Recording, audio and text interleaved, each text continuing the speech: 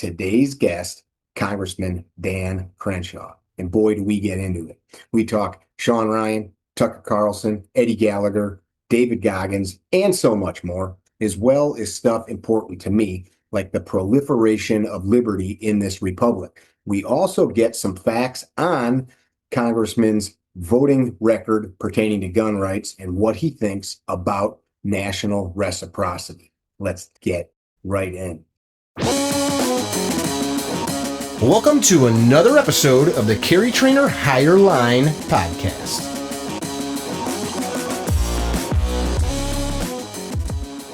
Well, hey, all. Welcome to yet another episode of the Higher Line podcast. We've got a special guest. They're always special. This one, he doesn't know this. He and I share something in common. We're both blind in one eye, except I don't wear a patch. We've got Congressman Dan Crenshaw from the great state of Texas. Some people say the greatest state, but I was born in Oklahoma, so we know that Texas just, it's always wishing to be like Oklahoma. So thank you for joining us, Congressman. Appreciate you taking the time. Well, I appreciate you. I have a lot of things to respond to now. Why are you blind in one eye? Which eye? My right eye. True story. A kid shot me in the face with a BB gun when we were in grade school. It's like a Christmas story. Actually, way worse than that. It ruined his life. I don't talk about it that often, but it weighed on him very heavily. But yeah, it altered my life. I see some colors and light, but yeah, it put a hole in my retina. Yeah, is it? I can't tell. Does it look like you have it doesn't look any different? No, yeah. So, no. And it's not painful. So there's no reason to get rid of it. Yeah. And you can still see color. I see color and light. I do have some peripheral vision way out on the edge, but it caused some damage to the macula. And I know you recently had a retinal detachment I read about, which is super scary because you only have one good eye. It was scary. It was also my only vacation in Congress. So I actually have nothing but good things to say about that time in my life. But yeah, so in 2012, hit by an IED that, actually most of the really bad damage was kind of like from my knees up. Imagine, there's a big bomb that goes off on the ground a few feet in front of you. It tore the guy who stepped on it. He was an Afghan interpreter. Blew him up in 5 pieces, and he later died in the hospital. And I just felt like I've been hit by a truck with a bunch of dudes in it shooting at me with birdshot. That's that's sort of the best way to describe it, and that's definitely what it looked like. And most of that severe damage, like kind of the waist and below. Keynote was wearing Kevlar boxers that we bought ourselves in that deployment because this was the biggest threat. You could get shot at, and your normal tactics when you get shot at are shoot, move, and communicate, right? Set a base of fire, maneuver element, typical shoot, move, and communicate. You don't do that in this particular time in Afghanistan. You just sit there and you shoot back because moving is more dangerous. And so the ID threat is just that bad, and they're just everywhere, and they're just not exactly where you even expect them. This one was just kind of randomly in the middle of some courtyard, not in a doorway, not in like a pathway, but like just they're just everywhere. And it was under very, very hard rock. A lot of times they'll be under like soft dirt, so the guy behind him just kind of gets sprayed, and it's not that big of a deal. I've seen that before, where guy got his legs blown off. He survived. The guy behind him was just a little rattled. That was about it. But this was hard rock, and it was packed with metal. I know that because of all the metal and bolts and things they pulled out of me. Kevlar underwear, though, saved me. I just feel like people should know that. And I still have a few pairs. But obviously it still hit the crap out of my face. And I have one picture of this. It's weird. Nobody thought at the time to like take pictures of me while I was, laying there on the ground. And I remember the whole thing. I never really went unconscious. About 45 minutes probably till the medevac helos came in, and then we were under fire as those medevac helos came in. So we were it was a risky operation. And, you know, I always know that one of those guys laying down fire with his saw was killed 2 months later. One of my best friends, Dave Orson. And I was the only guy in the platoon still back home. Well, not still back. Well, I was back home, right? They were still deployed. I was the only one at his funeral. Yeah, so, you know, my face looked like, you know, a week later, we got a picture of my face, like a good solid week into this. And yeah, it looks like someone shot me in the face with birdshot. Not, you know, that's what it looks like. And that's obviously going to have an effect on your eyeballs. I still have stuff that'll come out of my neck and things, but whatever, that's no big deal. They'll start like bleeding, and I can still feel stuff right there. But yeah, shot a hole, destroyed my right eye. I mean, they enucleated my right eye. That's a fancy medical term for saying they took out my right eye in Kandahar Hospital. The medical reasoning for that is your body will keep trying to heal it, and it's a waste of time. You want your body to try and heal the other eye that maybe could be saved, and they were not optimistic about it at all. Were you wearing eye protection? I had eye protection. You know what? I lost it. It all just blew off. Yeah. No, I mean, I lost it like 10 minutes before. No shit. I mean, like, because we were moving. But in those situations, because we're actively looking at the ground. You know, it's early morning. We're making a movement, and there's a lot more I could tell about the operation if you want to hear it. But it was a unique operation for us because it was a lot. It was like, I wouldn't call it a QRF because that's unfair to the Marines that we were going out there we weren't saving them, but MARSOC. This is out of our AO. Okay, we were operating all over Kandahar province, all over, and this was in Sangin province. This was in Sangin within Helmand province, so just across the border. MARSOC had been in a bad firefight all day, couple days.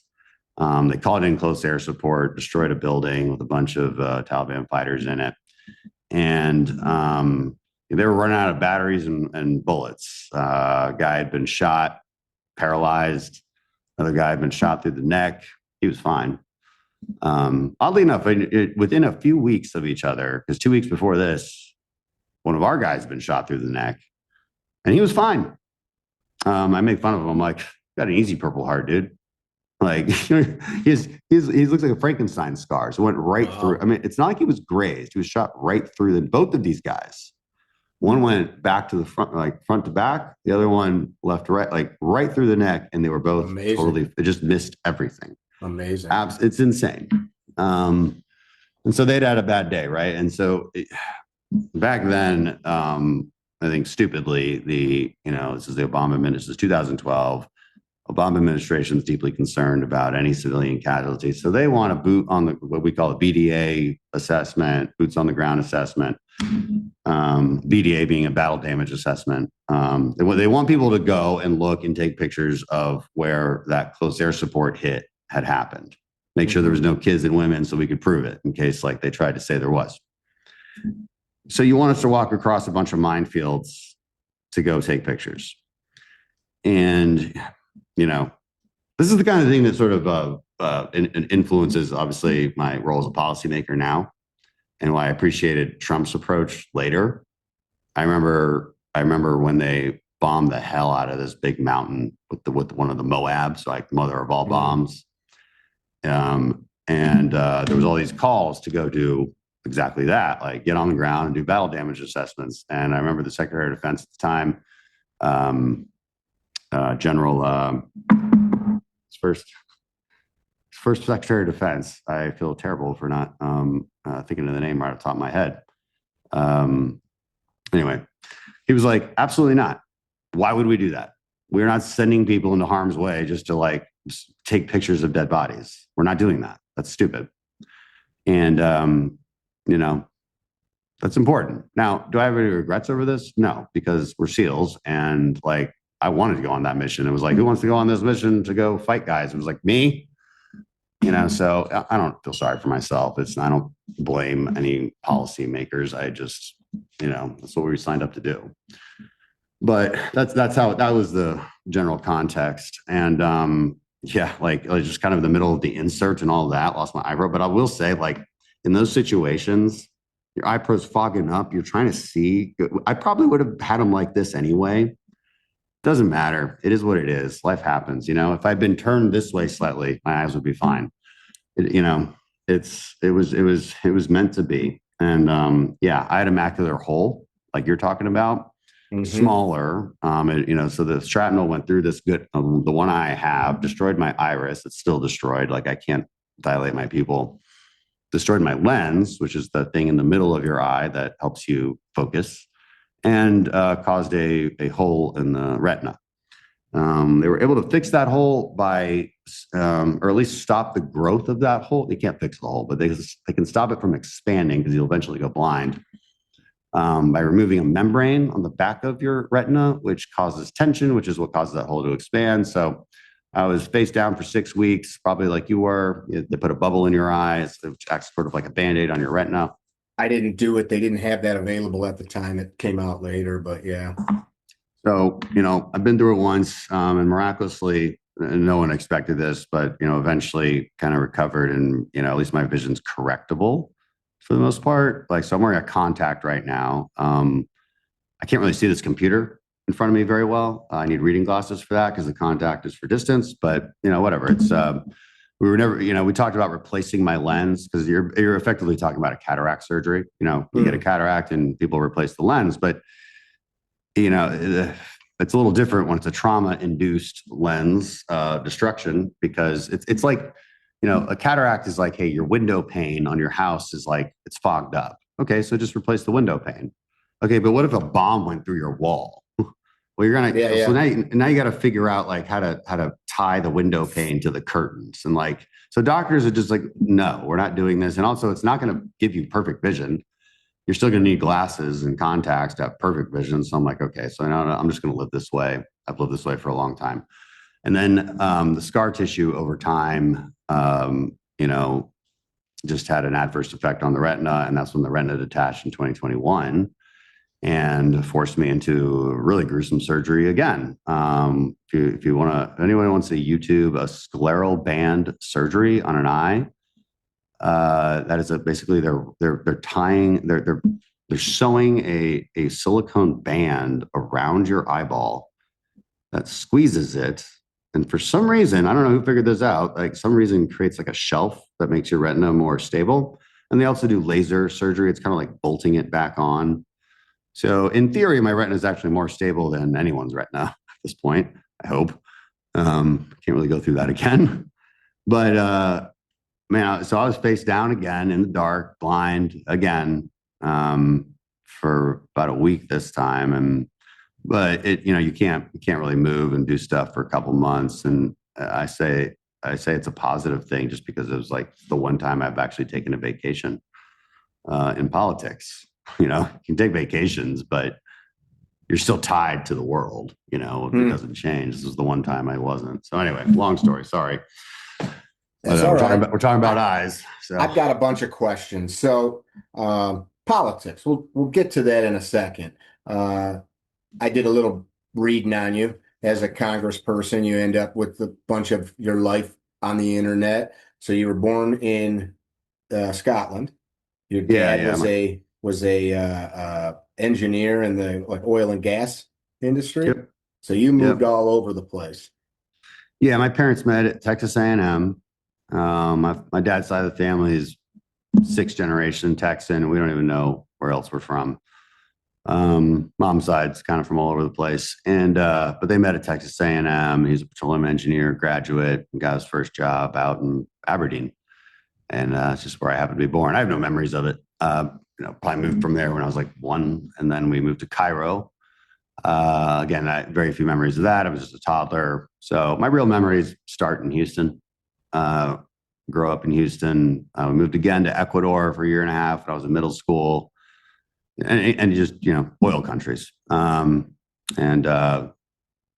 lost my mom when I was 10. So to cancer. My dad remarried. My stepmom was from Peru, so she liked the idea of moving overseas to South America. It is generally in the oil business. It's a good deal to move overseas. The benefits are better. So, and my dad has always been kind of a international kind of guy. And so we came back to Houston for a semester in 8th grade, and then moved right back out to. And I spent my entire high school in Bogota, Colombia. Oh wow! So you speak good Espanol then? I do. Very cool. Did any of those years, all that travel? Let me rephrase that. All of that travel serve you well in your time in the Navy? Did you some guys never leave home. You'd been all over the planet by the time you ended up in the Navy. I think so. It's sometimes that's a hard question to answer because I don't know the other version of myself, right? Yeah. I'm not Doctor Strange. I don't have access to the multiverse, but it's sure. But yeah, I mean, of course, like I understand how to speak and talk to other cultures. It doesn't even matter what culture it is. Like just having grown up with different ones, it's proved very useful when dealing with anyone from any place. It's, and obviously, especially South Americans, but, speak the language. So it's absolutely been useful. There's a lot of, I would say there's a lot of perspective you gain too, from living in other countries, maybe learn to appreciate your own a little bit more. But also appreciate some things about some other countries that others wouldn't. And yeah, it was helpful in the SEAL teams to an extent. I would say it's very helpful in my time in politics, really, because a large part of my job, especially now in the Intelligence Committee, is focusing on the Western Hemisphere, focusing on what we're doing. I mean, we're talking about Venezuela. Well, that's a place I've been to a dozen times. I mean, so like my family actually moved to Venezuela after I went to college. So I never lived there, but I've been there a lot. I mean, I went to don't call me a nerd, please, but I went to Model UN conferences, at the American school. You're a total Shut. nerd. You just brought up Dr. Strangelove, and like half the people are going to be Googling. It wasn't Strangelove. It was Dr. Strange. Dr. Strangelove is a Stanley Kubrick movie. God, come on. Yeah, man. I was just into chicks when I was a kid. I didn't know about these things. You can be both. Okay. That's just my insult when somebody says stuff that I don't know about. You know about Marvel movies. Come on. I did. I'm just kidding. So were you into sports in high school and in grade school? You're an athletic guy? Yeah. I played soccer. Kind of the only sport there is. But I played soccer growing up in Houston too. There's pretty robust club soccer programs in Houston. I always played soccer. That was always my sport. It made sense too. Moving around to like South American countries. It's either that or volleyball. Not playing volleyball. You could fit in with the soccer in South America. If you could play that football, you could jump out onto a schoolyard and play the football. And I played varsity at my high school. So cool. Yeah. Very cool. So you go to college, and that's when you end up joining the Navy. Is that what I read? You joined like the reserves or something like that? Yeah. I mean, I wanted to be a SEAL, like, I don't even know when, since I was like 12, 13, read Dick Marcinko's book, Road Warrior, and boom, books. Like everyone from my generation, pretty much the same story. We've all wanted to be a SEAL since we read those books. Now, there's a lot of books to read now, but back then it was like Charlie Sheen, Navy SEALs, pretty badass movie. Sure. And Dick Marcinko's books. And it's like, I was just hooked. And that was it. It was all I wanted to do. So, any college decision was I wanted to go to the Naval Academy, to not get in. And then, ended up doing ROTC. So that's what, reserves is technically ROTC, but that's an officer commissioning pathway. And then, commissioned in 2006, went straight to BUDS, broke my leg, went back to BUDS, made it through. How'd you break your leg? Middle of Hell Week. So Hell Week is about fourth week. So it's 3 phases in BUDS. First phase, second phase, third phase, approximately 6 months total. First phase is just kicking your ass and seeing if you can deal with pain and suffering. And we want to know if you're trainable. We want to know if you're worth our time. And so that's where you see all the anytime you see buds, like you're mostly seeing pictures of first phase, like the logs and the boats on the head. And like, it's just a massive kick in the ass. And very common injuries are stress fractures. And my stress fractures just turned into a fracture. That eventually it hit on what we call a chow run, right? So you always have to run with the boats on your head to chow, and then you race. And if you don't win that race, you're going to be running circles around that's Hell Week. So Hell Week starts on a Sunday, ends Friday, and my leg broke finally after. I mean, it was getting bad. It was a rough couple days, but I was like, look, it's like limping around, hoping, praying it doesn't get worse. Yeah, I mean, it's just look, if you don't go into that with the mentality of, look, I'm either going to die or I'm going to make it. That's the only kind of mentality there is. I write about this in my book, like No Plan B. It's a chapter. It's like, it doesn't mean don't have contingencies. That's not what I mean. It means you should live your life as if there is no plan B. It's like, I'm going to make it or I'm going to die. I'm going to give this thing 110%. And I'm not going to quit. That doesn't mean that sometimes changing paths is quitting. Like, I'll use an example. Like maybe you want to be a painter and you really put everything you've got into being an artist. But the thing is that you suck at it. It doesn't make you a quitter to move on to something else. And what I point out is like, only you know if you've quit. And what's great about buds is like, it brings that out in people, and the that people had to be a real kick in the gut. It sucks. Yeah, it sucks when you have to restart. And so is that all of it all over? Every bit of it? Yeah. For me, not all the time. It's kind of like a video game. Like you hit certain points and you can get rolled forward, not backward. Okay. But I was not at that point in the video game. Okay. Actually, if you make it to Wednesday of Hell Week, technically you get rolled forward. And the reasoning being, it's like, we don't really get any quitters after Wednesday. Like you just don't. Statistically, we never see it. All the quitters are Sunday, Monday, maybe Tuesday. And by Wednesday, it's like these people are in it. And you're just keeping them awake and you're just making them suffer. Until they're finally done on Friday. So Wednesday, if you break your leg, maybe there might be a time, but I'm not sure what it is, but generally you can be rolled forward. Tuesday afternoon, nope. And so it actually snapped, like on that chow run, I felt it snap and I kept, but I was in adrenaline going. I still ran. I made it to lunch, sat down, tried to get back up and it was like, done. I was like, oh shit. And so, you're in a really tough position. Do you even report it to the instructors or do you just, and I couldn't move really. So I had to, and, they ask you the question, are you hurt or are you injured? There's a difference. And they're like, you better be injured because everybody's hurt. Right. And, sure enough though, didn't even need a bone scan for a lot of these stress fractures. You actually need a bone scan to even see it, which would qualify as injured. Mine was a fracture. It showed up on my x-ray. So 6 months, 3 classes later, got classed back up. And it sucks because you're really just in buds for another 6 months. And, it's not buds, but like you're still in the command and they're still just messing with you.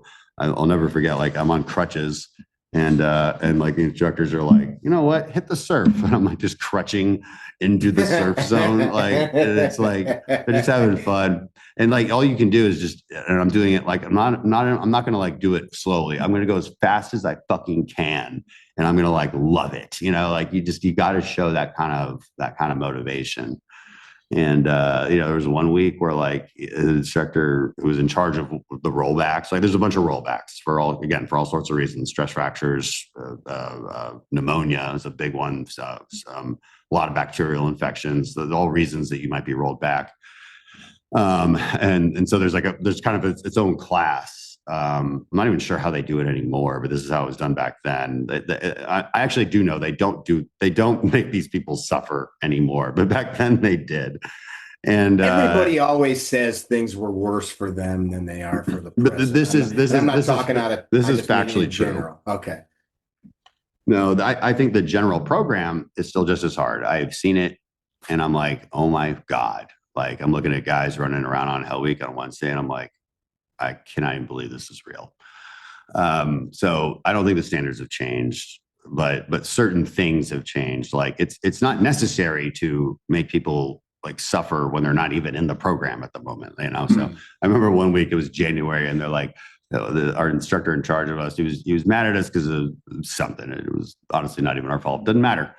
And he was like, you know what? Here's your punishment. You're going to be wet all week. That's it. You're just going to follow the first phase class around, and you just need to be dripping wet the entire time. That's it. It's pretty damn cold in January. Like, so me and my LPO, who's the kind of a lead petty officer. So there's officer enlisted. And so we're both kind of in charge of our rollback class. And it was just, I remember the first phase guys looking at us like, geez, that sucks. Like, that's how we were just shivering for a whole week. But I honestly, like, I look back on this and it's good memories. And that instructor, as evil as he seemed to me at the time, you know, we become friends later. Like, you laugh about it. So, you know, it's Buds is an amazing thing. And like what the body can do in Hell Week is just insane. And that's only week 4. Then you move on. There's a couple other things for first phase. Second phase is dive phase. That's the whole other set of hell. Third phase is on the island in San Clemente, where you finally start to learn how to do things like shoot a gun, and do some just basic unit tactics. And then you graduate Buds. Then you go to real SEAL training, which is called SEAL qualification training. And that's how you earn your trident. And that's about a year, I think, right now. You know, more refined skills. And then you refine those skills more in the platoon. So that's cool. I've got quite a few friends that are SEALs and Army Special Operation, Marine Corps Special Operation. Everybody says theirs is the best, but I did none of it, so I will have no opinion on it. I spent some time in politics, not as an elected official, but running campaigns, generating money. I was a vice chair of Ways and Means out here in this area of Illinois for a long time. A lot of strategy kind of stuff.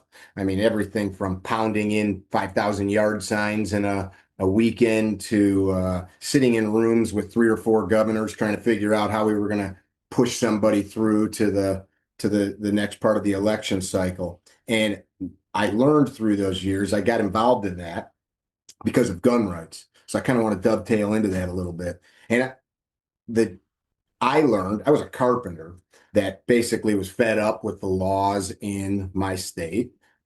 Wasn't allowed to carry a gun to protect my 2 children who were small at the time. And it, infuriated me. So you start looking at these things, and for me, it started with a sheriff campaign. We're in one of the most populous counties in Illinois, one of the collar counties of Chicago. And we had a sheriff here that was, I wouldn't say he was the linchpin, but he would have been able to help the Concealed Carry Act in Illinois, which we were the last state. Texas was one of the first. We were the last state to pass any type of concealed carry law.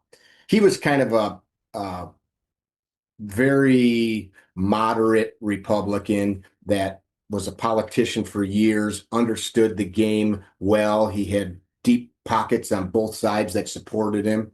And he did the things that he was supposed to on paper to make the general public think that he was pro, citizens' rights here in our county. And then behind closed doors, I'd hear him say, this is never going to work. We're never going to get it done. And he'd go to like chiefs of police meetings and things like that and put the kibosh on any kind of forward progress. Anyway, fast forward, me and a bunch of guys put another sheriff in, which by then we had already completed all this stuff through a judicial route. McDonald versus City of Chicago was a Supreme Court case that took place. So I'm not telling you any of this to educate you. I'm talking about it to the listeners and viewers. And what I found was the general public, myself included, was completely ignorant to the way most things work. And I found, geez, this stuff works just like it does in business. People know each other, relationships are formed, and the general public, the voters, constituents, often look at those relationships like they're underhanded or crooked. And I often would tell people, I'm like, this is no different than you recommend your landscaper because you know him, or you recommend the mechanic or the car dealer or whoever, because you have these established relationships, the banker. And I found myself getting deeper and deeper involved in strategy because, and you know this very well, having been in Congress now for almost a decade, 8 years or something like that, Dan? This is my fourth term, so 7 years. 7 years. Eventually, the same faces come up, the same people making signage, doing ads, doing all the different things that are involved in an election. And then you get the same people that say, here's what you got to do. The same people that say, you got to talk to this guy or that girl or this organization. And it just becomes I guess it's the modus operandi for campaigns and government. I say all of that to ask, like, you've been in there 7 years. Is Are you seeing what you thought when you decided years ago that, hey, I'm going to run for Congress? I'm going to see what I can do. Are you seeing things different now than you did 7 years ago? Is there stuff that you would go back? And I'm throwing a lot of things at you, and I'll just shut up. Are you seeing maybe you would have done some things different 5, 6, 7, 8 years ago? Just comment on some of those things a little bit. Yeah. Where do I begin? There's a lot of questions kind of tied into that. And you didn't ask this question, but I get asked a lot, like, what surprises you most? That's sort of what you're asking in a way. What didn't I expect? And look, I did my undergrad in international relations. I did my graduate degree in public policy. So when it comes to the way government works. And by the way, you went to Harvard. I noticed. That's pretty cool. You're not a dummy. And you studied physics, which is interesting. Yeah, I did my undergrad in physics. Anyway, I interrupted. It was just a minor. So the way government works in general, civics and policy, I was a really policy wonk. None of that surprises me. How difficult it is to pass a bill, frustrates a lot of people. And I'm like, read the Constitution. Like, which part of that do you think makes it easy to pass a bill? Right. This was on purpose. This is designed that way. We're creating national law. It's hard. So that's never frustrated me. I mean, because I understood it going into it. When I look at Washington and the way things work, I would echo some of the same sentiments you just did. It's about relationships. People want to believe often in some like big organization and things, and an organized deep state. There is a deep state, but it's not organized. A deep state is entrenched bureaucrats that happen to be in a position to make a decision, and they let their political bias influence that decision, and sometimes that can be very bad. So that's what I mean by the deep state, and I think, sure. Most of us do. May I, real quick? I think oftentimes it's really easy to imagine that there's like some room somewhere with like 15 dudes in it smoking cigars, pointing at computer monitors, controlling what plane crashes when and what stock goes up and down and all those things. I think some of those things exist on certain levels. They exist everywhere, from a school board to a small town lumber yard to federal governments.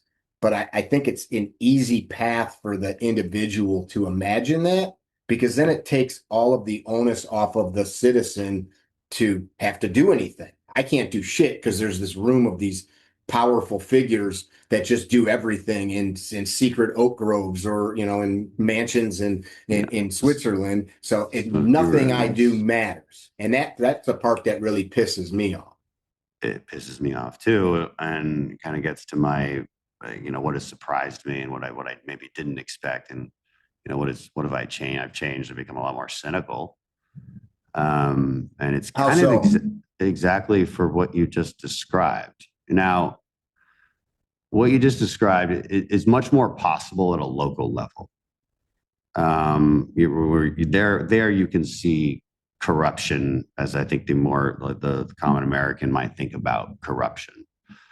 County commissioners doing deals with their favorite, contractor, things like that. Sure. gravel deals and at the federal level, it's just it's I'm sorry, but it's just too disaggregated. It's way too public. It's not what people think it is. There's I mean, and you can I think the proof is in the fact that how hard it is to get anything done. And people think that's because there's like secret, evil people pulling the strings. It's like, no, man, it's because we just disagree. And it's hard, if you want to get things done, you got to have everyone agreeing and you got to have the right majorities. And that means 60 votes in the Senate. And so like, even now, yeah, we have majorities, but it's technically still split government. And that's just the reality. And as far as things that surprised me, I think it's what I probably didn't expect was the degree to which people would betray you for almost no benefit. And I've just had to live with that. It's a little different than most congressmen. It's like, since the day I was on SNL, my name is clickbait, right? For better or worse. And that kind of notoriety can be used it can be good. There's benefits to it. There's a lot of downsides to it. And the longer you're in office, the more downsides there are. Now, would I have done things differently? There's definitely a few things I would have done differently. You're a gun rights guy. So let's talk about guns. I'll never forget. Right. My first year in Congress, I'm still thinking that, again, being more of like a policy wonk and type, the El Paso shooting happens. Mm-hmm. And President Trump comes out and actually just like straight up says, like, we need red flag laws. And I was like, okay, we should tweet something that doesn't quite agree with that, but trying to massage the president's like message a little bit. And so I tweeted something along the lines of like, we should think about them at the state level. That's it, right? And then I got tagged as like the red flag guy, and that continues to this day. And so, of course, I would just wish I'd never said anything, because like I'm not really for them, and and I thought I could have a nuanced discussion in politics about like, what makes sense and what doesn't. And I was wrong. You really can't. I get a lot of hate on that particular topic. This is a disgusting statistic, but I have personal relationships with 7 human beings that were murdered at various times in various places. One of them was a Major Army Ranger, retired, visiting an old buddy, shot him dead a couple years ago, blew his brains out over a couple $1,000s. And like, these things happen, right? And I'm not suggesting red flags laws would fix that, but several of these instances of things I know about was people that had mental health issues, etc.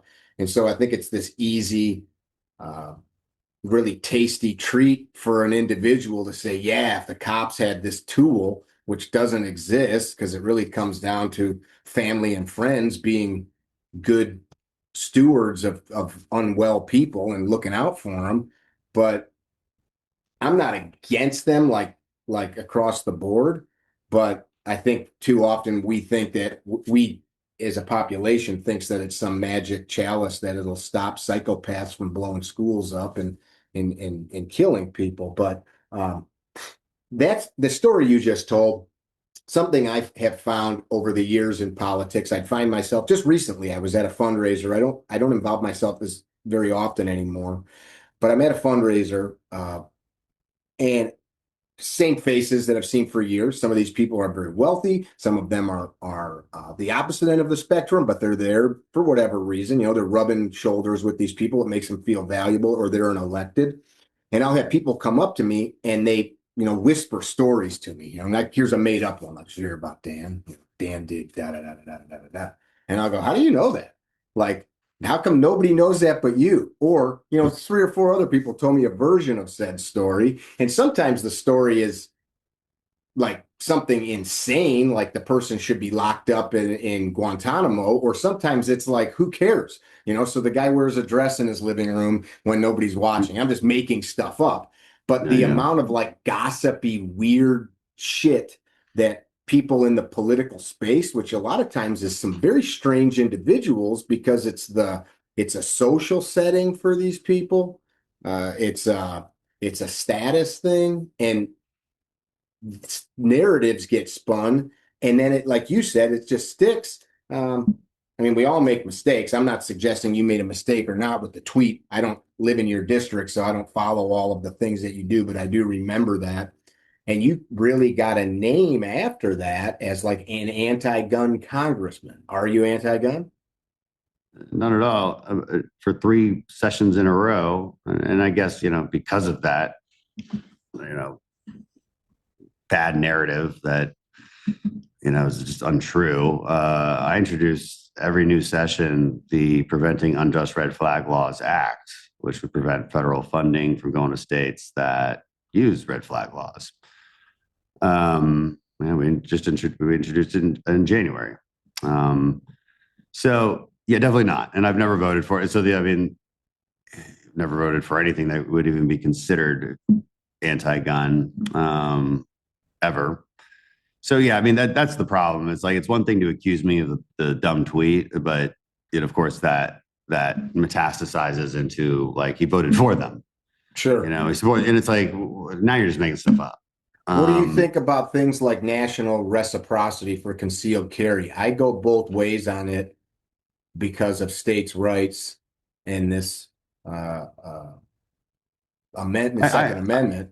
Yeah, I go full in on constitutional carry. I sign on to that bill. I think Richard Hudson introduces that. Get it done. You're a U.S. citizen of age, lawful to own. I dig it. It's pretty hard to, if anyone's being honest, it's pretty hard. Like NRA gives me like 100, like a pretty high rating, like because they objectively look at what you actually do, and so it's pretty hard to find anything. Again, if you're being objectively true about it, pretty hard to find anything where I'm like even on the line here. Like I said, like I co-sponsored the constitution, like national constitutional carry, not even reciprocity, but constitutional carry. I don't understand, and like those votes are all up for review. I don't understand why you get this pushback from people in this space. What I will say to anybody listening, it's interesting. People that I've got a friend that owns a ton of restaurants. He's a very successful restaurateur. He's my jujitsu coach. His name's Dan, like you. And we talk about like reviews, right? Like online reviews are super important to a business, especially a restaurant. If you're traveling, you go see what the reviews are. And I, like most people, rarely leave a review for anything, good or bad, because I just don't have the time to. And usually if something's bad, I'd rather say nothing than like write something on the internet. I just figure, whatever. It wasn't my jam. I'm not going back. But the people that really tend to make a lot of noise are just disgruntled people in general that just maybe are unreasonable. And so before this interview, you guys listening, I don't know Dan. We've had a little interaction online, but we've never met. I have no relationship with you. So I'm doing a little Google foo, and I'm like, what's the deal? Where's the thing? And I can't find anything. I just keep finding noisy people on YouTube saying stuff. And one thing I don't want to do with our time is appear that I'm like white knighting for Congressman Crenshaw, because again, I don't know you, but I'm interested in like trying to figure out if we have a dude in Congress that I don't want to say I'm just about gun rights. I like all of the Bill of Rights, but like, why are people against you? What the heck's going on, man? You're veteran. And again, this is got a cool patch. I know. Well, that's why I'm more cynical, and it's because of things like this. It's like we have to admit that there's a culture that it exists on the right and to a degree on the left, where there's just a desire to tear down and feel betrayed, right? Like you want to feel betrayed. And this sort of comes from like the conservative philosophy to begin with, right? We're philosophically skeptical of new laws, of new changes. But if you take that to an extreme, you're so skeptical that you're looking for betrayal anywhere you can find it. And there's nothing we love more than rhino hunting. I mean, we even have a name for it. Mm-hmm. And so and also people figure out pretty quickly that if you mention mine, you could do this to any congressman, but if you mention my name, because of how well known it is, you're just going to get more engagement. And so, I'd hate to oversimplify it that much, but I've seen it become, it's just true. You think you're kind of a big shot? Is that what you're saying? Yeah, I'm kind of a big shot. So, yeah, I mean, people know my name, right? And so I think people have learned that if you hit my name with something, you're going to get crazy engagement. And like, we should go down, but there's a whole list of things. Like, we're just talking about red flag laws. And frankly, that's so old that you don't see a whole lot of that now. And most decent people have debunked that. But, it doesn't register a lot, even in my district anymore. Even after it happened, I don't even think I got a primary opponent. So, but people learned, the trolls online learn, and it comes from my own side, that when you mention Dan Crenshaw, it's just going to get you those clicks. And I like, maybe that's reductionist, but it's true in social media world. And yeah, there's disgruntled people that just kind of want to hate, right, and want to feel betrayed. And I wish that weren't the case.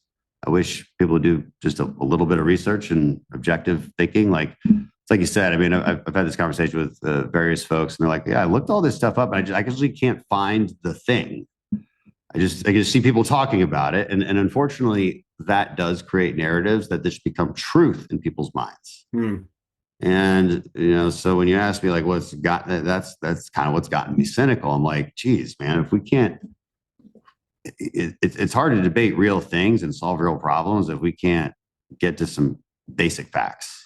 I like that. I'm a big fan of facts. I know that's kind of a catchphrase, but people send me stuff all the time. Scientific literature. First thing I do is I go scroll down and I go, like, where was the study done? What university? Was it a doctor or some, quack? Or was it funded by a, drug company? Whatever. I just want to know where it came from.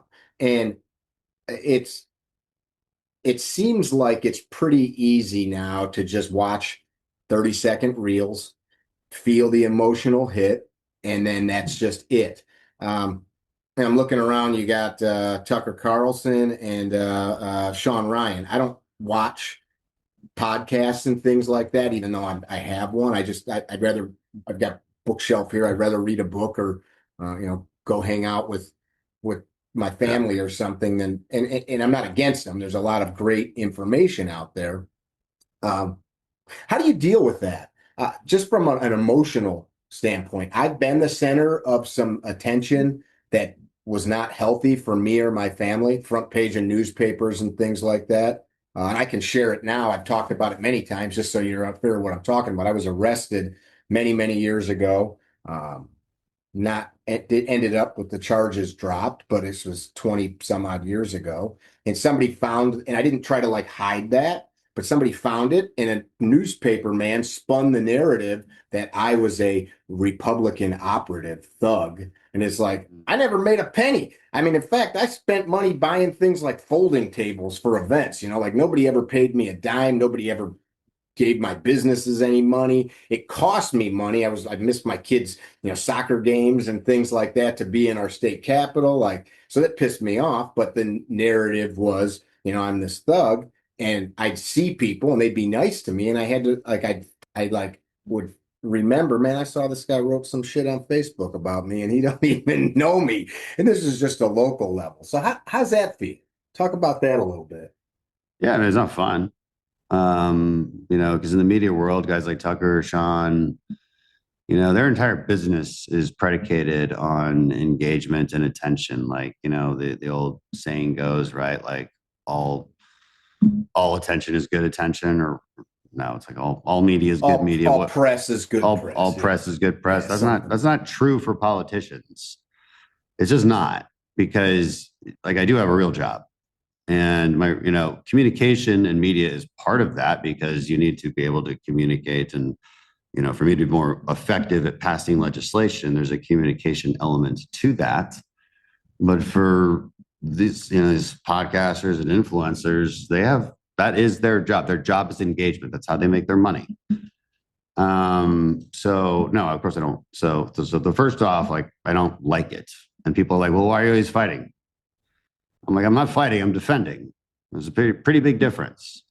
I've never said anything about Tucker Carlson until he went off on me I'll never forget it. It was 2022. And he's been obsessed with me ever since. I didn't even start. Have you ever done an interview with him? No, I would never do an interview with him. I just didn't know if you ever did, if you guys had like a Nope. beef because of that. No. I mean, because he, when you start off calling me Eye Patch McCain and just slandering me and not even really saying why, like, he never articulated. It's funny because there's another local radio host does the same thing. Like, we were good friends and he helped me get elected.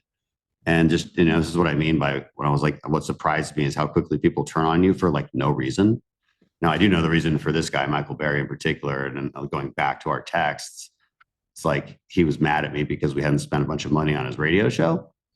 And I was like, okay, well, we plan on it. It's just too early in the campaign. Like, we were like real friends, I thought. And then he just turns on me, like, on, publicly, and has ever since. And people will ask, like, why is he mad at you? Why is Tucker mad at you? And I'm like, isn't the fact that you don't know why they're mad at me telling you everything you need to know? Why don't they say what they're mad about? They don't. Well, they just insult me. They'll say I'm evil. They'll say I'm a rhino. Like, but I'm like, do they say why? Do they cite a particular vote? Never. And I didn't even start talking about Tucker until he was actually fired from Fox, because the reality is, you're just outgunned. He had a show on Fox, and so he'd hit me like once a month. He had a few congressmen he just doesn't like, right? Like Mike McCall, Kevin McCarthy, and me. I guess we all owe him rent for living in his head all the time. But there's, so the only time I started fighting back against Tucker was actually when he was fired from Fox, because it was just a little bit more of an even playing field. But and now Tucker's got his own problems, so that's too bad for him. But and Sean Ryan's like same thing. It's like, bro, I never said anything about you publicly. We never even met, and you come out on your show and you accuse me of conspiring to assault you. You're accusing me of a crime, and I still don't respond publicly. I'm just like, because at this point I'm like, look, lawyers, just deal with it. I have better things to do than like try to start an online war. And I think this is what people don't understand about us in Congress. It's not about like, hey, let's get that big interview done. That's not the goal. I'm not making any money off of that. It's not useful to me. I mean, it can be. Like, there's a reason I don't go on Tucker's show, because it's just going to be it's just one is like, he started out just with such an insult. There's no good faith there. And I know how, like, just look at his Ted Cruz interview recently. I mean, was that a good, that wasn't a good faith interview. And he's clever, right? He's going to get you in the mud, and there's nothing good that can come out of that. And so, we've never done it. Sean Ryan's a little different. And so, I've challenged him to go on his show live. We're still trying to work that out. They've come back, said they won't do it live, even though he agreed to that publicly. You want it live just so there's no editing or funny business. Yeah, accountability. Like, I'm not. Yeah, you cannot edit this. So we're figuring it out. That'd be cool. That'd be cool. I mean, you volunteering to do it says a lot. I don't really even understand what all that's about. I know that there's some beef. So dumb. It's so dumb. I mean, I'll explain it real quick if you want me to. Sure, please. I mean, Sean, again, has fallen into the same narratives that many believes. He's been lied to by the internet. And, is that the internet's fault, or is that the person reading it's fault? I don't know. But he falls into this grand conspiracy about somehow I've gotten rich in Congress. This is what I mean. The red flag law thing, that's like long gone. Like, the more popular thing right now is that somehow I'm an inside trader and that I've gotten super rich. Now, there's no evidence at all for this. Like, if anything, there's a ton of evidence to the contrary. I could show you my brokerage account. I got about $30,000 in my brokerage account. I think at most in my career, probably 40,000. But there's memes out there that say I've made millions. There's podcasters who go, oh, he bought Raytheon right when his committee did a approved a contract for Raytheon. It's like, we sent him a lawyer letter real fast because I've never bought Raytheon. I bought Raytheon as soon as I saw that we were sending stuff to Ukraine and every other defense industry stock that's publicly traded. Why wouldn't I? But I understand you're in a different position as a city congressman. Yeah, well, but like we're allowed to use public information too, as per current law. But hell, I'll sign on to the bill. I think we just co-sponsored it that like bans individual stocks from being traded. You can still buy ETFs so that there's no fine. I don't care. It's like so I know everybody talks about Pelosi, right, in this discussion because I think it's 800% or something is what somebody stated that she like made in her stock portfolio during her time in the public spotlight. I don't know enough about it. I'm not smart enough in that space to fully understand either the laws, regulations, or even just the etiquette. But your stance is that you're not illegally investing funds based on knowledge known only to Congress people. That's definitely my stance. And like, I mean, like in that real quick. What's the punishment if somebody gets caught for that? It's a criminal crime. I mean, FBI will arrest you for insider trading. I mean, it's like a very serious crime you're accusing me of. That's why nobody's knocked on your door yet and asked you to like. No, I mean, yeah, I mean, you know how juicy it would be for the FBI to get a sitting congressman on something like this? Like, come on, they would love that. Would be it's a career maker for them.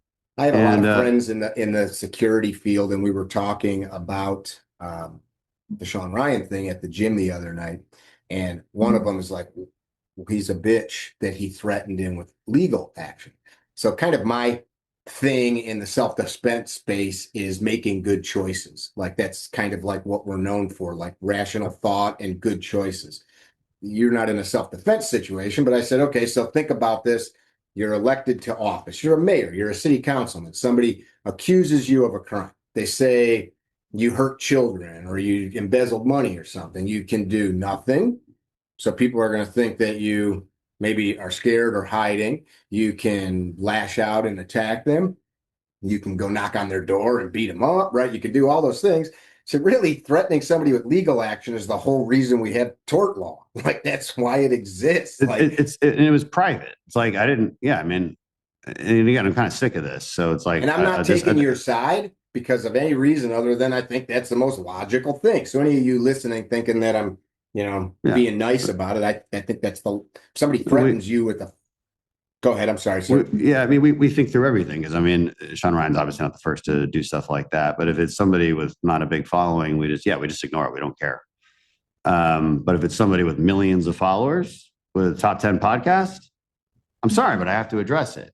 And I got to figure out what's the best way to address this. Do I do it? Do I start a social media war with him? Do I make a video debunking it and then like just start that, like waste my time starting that back and forth? Of course, that's what it's turned into, but I didn't turn it into that. We didn't even send him a lawsuit. We sent him a demand letter that said, look, these are the facts. What you stated is false. And it's defamatory in nature. It's accusing me of a crime. And we want you to retract it. Which, by the way, folks that say it's First Amendment right, you do not have a First Amendment right to accuse people of crimes. I can't just call up somebody and say, hey, the school principal's doing horrible things to the kids in the locker room. You're not allowed to just do that. That's not my First Amendment right. So, that's defamatory. They'll get you for that. And now as a public figure, there's a higher standard, which we have to prove. And in his case, so a couple of those standards are, well, the big one is you have to prove they knew it was false. And in his case, it's very easy to prove that because he's referencing a specific private message. And so let's go back in time a little bit.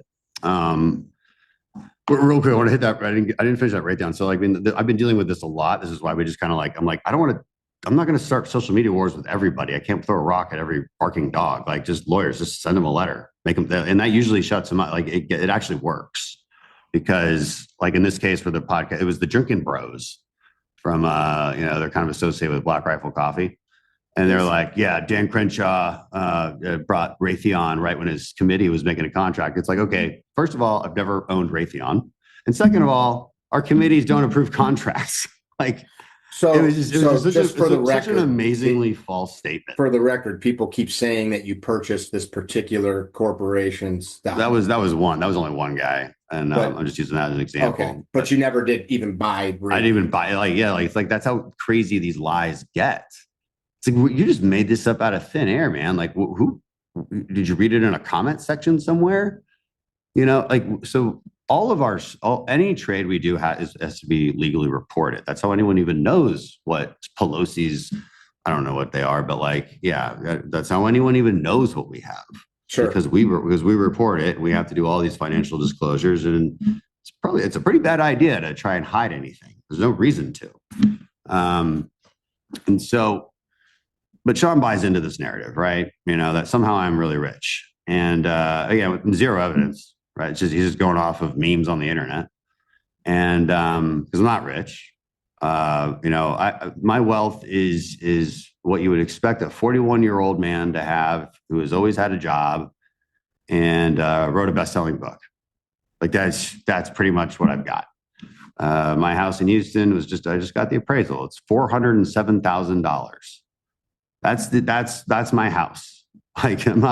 Like we have a small place here when I'm living in DC. It's 485 square feet. That's what I've got. I don't know what to tell you. I don't want to make you have to go through all that. I don't think it's a good use of your time or mine. One thing I'm going to get some hate out of this podcast. One of the reasons I wanted to do this, I've pissed people off the last 10 years. I don't know everything. I know a lot about the strategies behind political campaigns compared to an average person, a lot. And I spent years and years and years involved in it. And I made people angry because I vehemently denied certain narratives. And they say, well, how could you know that? It's like, because I've sat in the freaking rooms over and over again. I've been on the phone. I've been the guy that took the call. I was involved in basically all damage control for numerous elected officials. I was the guy that wrote the email, wrote the speech, wrote the script for years. And so I understand, what it looks like. And so it's really, really easy. I'm talking to everybody here, not the congressman. It's really easy to just grab onto a narrative and say it's so. And then it's so damaging to the whole system when you don't look up the truth or the facts. And then let's just say the people of Texas decide they hate Crenshaw, so they're going to run somebody else, which it's up to them to do to disrupt a sitting congressperson or anybody, a mayor that's actually doing good work. If they are, I don't know, I'm not from your district. It's such a time suck and it's such a money suck for the donors and all the people out pounding in the yard signs and all that. It's like it's kind of like the marriage thing. It's cheaper to keep her. And now I'm not talking about, I think anybody in Congress should stay there forever, but if the person's doing a good job, it's so much easier to communicate and massage relationships to get them into a place that you're doing good, whatever it is for the constituents, because that's the whole point. You do what they want you to do, what's best for them, right? It's such a waste of freaking time. All these discussions. So I spent the night last night just reading all the crap I could find on the internet, and I found nothing really that had any substance. Looking at Sean's podcast, and people will end up seeing this because it's downloaded a lot. I looked through the comments and I saw all of one comment after the other, and I just thought, man, this is a bunch of parroting nonsense. And these are the people, and I'm going to say this with 100% clarity, that are supposed to be like representing our great cause of liberty, supposed to be representing the republic, supposed to be like carrying this torch of liberty. And it's like, damn, like you're actually anti-liberty if this is how you go about your life. I'll stop. Yeah. I mean, shouldn't part of your civic duty be basic critical thinking and seeking out the truth? I mean, so Sean falls into this narrative, and about a year ago or so, on his podcast, he takes it what I would call an indirect swipe, because he doesn't mention me by name, but it's pretty obvious to me he's talking about me, and this was pointed out to me by some SEAL friends while we were hanging out, and they're like, "Yeah, look at this clip," and it's like Yeah, he was talking to Tulsi Gabbard at the time, and she's just kind of nodding along. She didn't say anything, but she's like, he's like, yeah, these congressmen's getting rich, hiring Steve Aoki, big DJ, to play at their birthday parties. I mean, how do they make so much money? And I'm like, whoa, what was that all about? I mean, so because I had a 40th birthday party where we went to a Steve Aoki thing. I never paid for Steve Aoki. Like this is not what happened. Me and a bunch of friends went. People. I don't even know who Steve Aoki is, but he's a DJ. But I like country music. All right. Yeah. So, but I like both. But yeah, I'm just playing with you. But this is the. So you're again saying I didn't have a private party. Brad Paisley also played at that. But he does it for free because he's my friend. So I do like country too. So you afforded Brad Paisley and this Aoki character? Yeah, so much money. No, I mean Brad's my friend, so he just plays. He was playing rodeo, so he just came over and we played, and then we just the next day we went like being a bunch of SEALs actually, and other friends and supporters, donors. So it was kind of a public thing, and I think that's how he knows about it.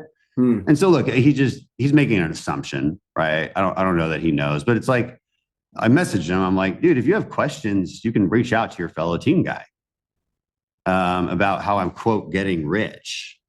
And I said, like, my boys at 6 told me you took this indirect swipe at me. And it sounds like you're going off of trendy narratives instead of facts. That was the message. I've memorized it by now. That's pretty much word for word. And he never responds, never asks any follow-up questions like, hey, let's have a conversation then if I'm wrong. He doesn't do that. About a year goes by and he's got Matt Bissonette on his podcast, and Matt Bissonette's another former SEAL who wrote the book. I think I forget what the name of the book was, but it was very controversial because it was the DOD basically sued him and he has to pay back money because he should have the idea is that he should have put it through the DOD. And that's an ongoing thing. That's something he's talked to me about it in the past, and I have no control over it. I'm sorry. But he's talking to Sean about that situation, and he's like, well, and it's not fair. Like guys like Dan Crenshaw or McCraven, they didn't have to do this. And I don't know why he's including me there because like my book is literally about it's a self-help book. It's like 10 lessons in mental fortitude. Like that's literally what my book is about. It wasn't about your time in service. No, I mean, I draw on some stories. I draw on like my one of the chapters is called Perspectives from Darkness. And obviously, I tell the same story that I just told you about getting blown up, but it's not like about this top secret operation. It's a little different. My book is mostly psychology, history. There's a lot in it. My personal story with my mother. It doesn't have a big trident on it. Okay. There's no trident to be found on my book.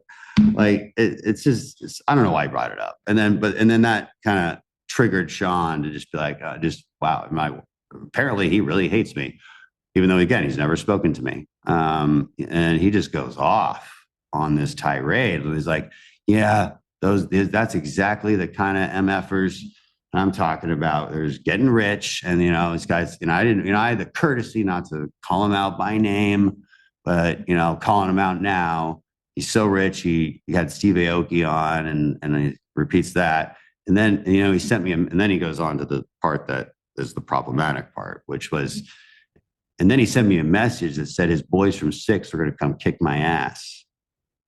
And I was like, that's false.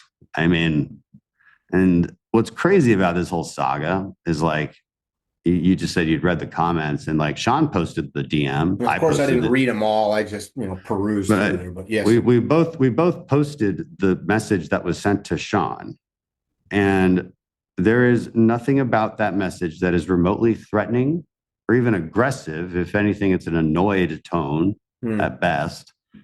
No reasonable person could take that as a threat. And yet you claim as a fact that I conspired to plan an assault on you with my boys from SEAL Team 6. That's quite a claim. And so then, then I have to make a decision at that point. Like, okay, do I start a social media war? Do I waste my time doing that? Or do I just have my lawyers send him a letter and ask him to retract it? And that's what we did. And of course, he wants a social media war. And so, to get to your point about like, what are people doing? Like, why are you parroting things? And I can't answer that, right? It is sad, but I do know why the media guys do this. It's because it's about engagement. It's, again, all press is good press if you're in that space.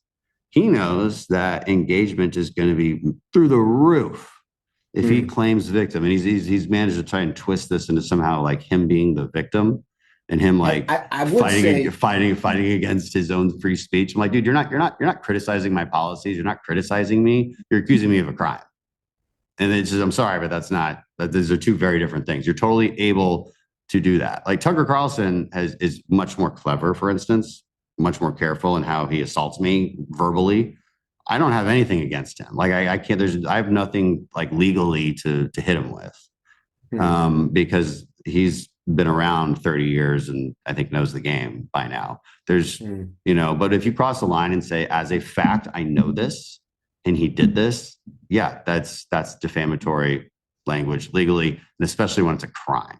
And it is a crime to conspire to get a bunch of elite special operations guys and come whip your ass.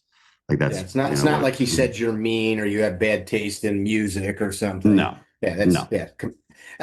I think it would be much nicer if all of these people, including you, were able to use your time to further the cause of liberty. I took the time. And don't get me wrong. I will tell everybody right now, like I do. I mean, just yesterday I got my bill passed. My bill passed to stop federal money for transgender surgery on minors. Like, I want everyone to know the work continues, but that's why I have teams that I try to ignore it the best I can.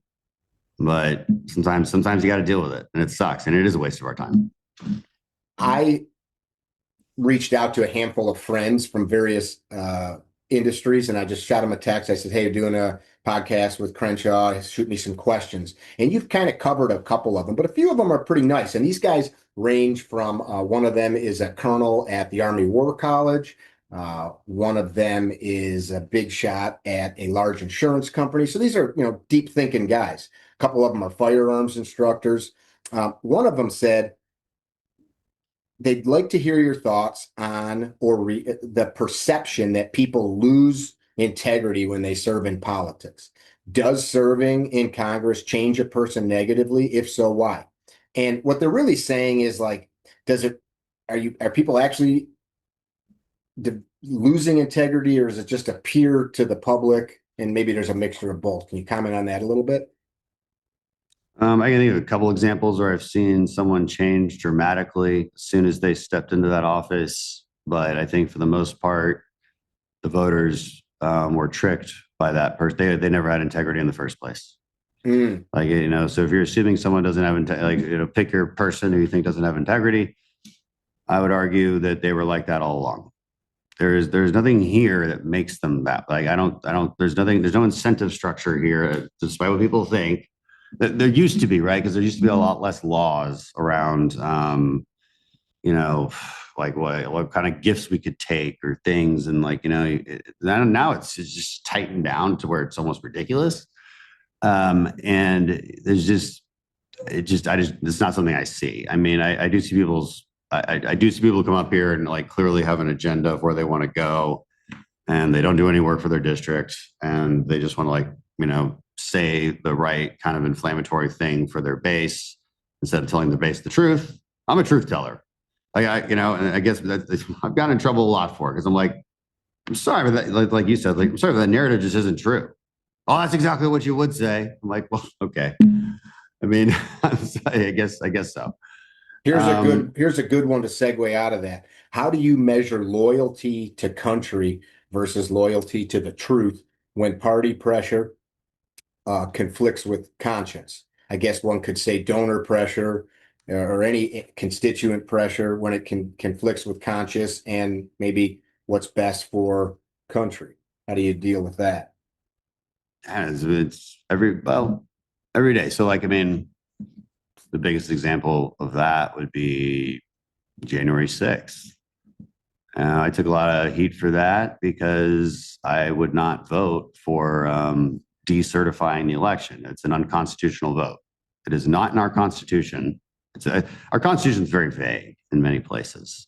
Mhm. It is extremely detailed in this particular part, and what Congress's role is, and how the word certification is even used in the Constitution. So, as just a constitutionalist, would be say like this process is wrong in the first place, and it was unfortunate that so many people believed that there was something that could be done. Right. And, famously, Mike Pence is like, I don't have that power. And it's true. He does not have that power. I don't want him to have that power because, like, that power could be Kamala Harris. Yeah. Or anybody. Yeah. I mean, and so, the truth of the Constitution, we swear an oath to the Constitution, whether you're in the military or in Congress. Your oath is to the Constitution. And that is your sacred truth to start with. Now, there's a lot of nuance that can spiral out of that, right? Like a particular bill and your constituents think, are split, and you have your opinion and whatever. Like, I mean, you kind of navigate that on a case by case basis. We can talk political theory here, and there's often taught in political science classes, like, are you a delegate or are you a trustee? A delegate is somebody who's basically a robot. You could have an AI congressman who's like using AI to try and figure out like how their constituents might vote on this. But the thing is, like, this kind of stuff. Question. Like the kind of things we're voting on, like a dozen things a week, are highly technical, and we all specialize in certain things. So I specialize on healthcare, energy, environmental policy, and then all things national security, intelligence related. So kind of triple major. But if you're talking about an ag bill, like an agricultural bill, or something that has to do with the Department of Interior, I have to trust some of my colleagues that they know what they're doing. And so and then we vote accordingly. And this is highly technical stuff. So you can't really like poll your voters every single 5 minutes on super technical things. The trustee model. Yeah. And that's why you tell them. So a trustee is like, look, and that's what we have. There is no such thing as a delegate. That's kind of my point. Mm-hmm. Because it's an impossible idea. Except in certain cases where, like, you're a delegate to a convention and like you're literally voting based on the vote back home, like you're just the delegate representing. So that's what a delegate is in real terms. But representative government, you run an election, you tell people who you are and what you want to do, and kind of how you think. Right? That's it's a big job application process. We're constantly doing it. And then you're entrusted with that vote. You're entrusted to make those decisions and entrusted to take on certain priorities. It's kind of this nuanced discussion of democracy versus republic. It is, yeah, it is, and that's a slightly different discussion, but it's related. I mean, a mob democracy is not what we have. We have a republic, and our founders were elitists. People hate that word now. All right, that's the populist movement. Is all these elites are trying to crush us and destroy us in these smoky rooms. And well, I hate to break it to you, but like that's how our founders envisioned it. They saw what the emotions, what they called like the passions of the people could do if you just had let's say an English parliamentary system. That is effectively a mob democracy. One party wins and they win everything. It's complete control in the UK and many countries. We did not design our republic that way, and for good reason. So we often have split government, and we have states' rights. We have this federalist structure, and we entrust people to represent us. And guess what? If you don't like how they're doing it, you can throw them out of office, because we have elections every 2 years, at least for us. And so the House was kind of designed. The House was kind of designed by the founders to be that populate, like that, almost like pure democracy. And the Senate was designed to be more of like a House of Lords, and be like that cooling off period, right? And then how they designed it, where the senators were not even popularly elected; they were elected by state legislatures. We changed that in the Constitution in the early 1900s.